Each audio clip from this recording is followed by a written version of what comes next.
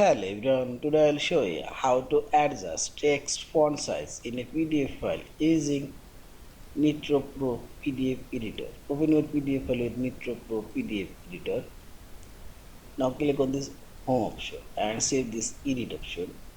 Now click on this text box and this text font size showing here 12 and this text font size showing at 10, and simply drag your mouse cursor and select whole text box and make it 12, and this text box takes font size and this one now 12,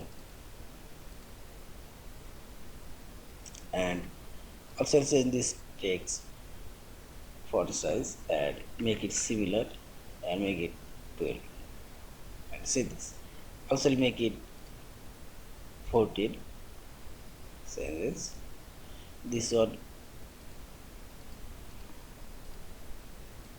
make it 14, see this. In this way you can adjust a text box's text font size and make it similar.